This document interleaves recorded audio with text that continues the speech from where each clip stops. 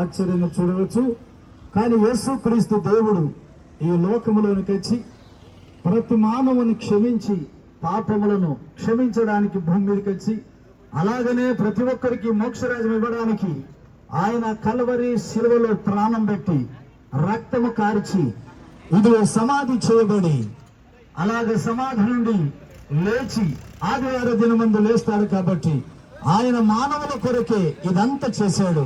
అందుకే భూమి మీద ప్రతి ఒక్కరికి యేసుక్రీస్తు దేవుడు సమాధానము కావాలన్నా పరలోక రాజ్యము చేరాలన్నా ఆయనను విశ్వసిస్తే చాలు. మీ హృదయాన్ని దేవునికి ఇస్తే చాలు. మీరు ఏమి అక్కర్లేదు. కానీ నేను పాపిని ప్రభాను క్షమించంటే ఆ పరిశుద్ధమైన యేసుక్రీస్తు దేవుడు ప్రతి మానవునికి రక్షణించి మోక్షరాజ్యం ఇస్తాడు. అందుకే ఈ రోజు రన్ ఫర్ జీసస్. ఎందుకంటే మానవులందరి కొరకు ఆయన పుట్టాడు, మానవులందరి కొరకు చనిపోయాడు, మానవులందరి కొరకు ఆయన లేచాడు, పరలోకం వెళ్ళిపోయినాడు, తిరిగి రెండవ రాకడ వస్తున్నాడు.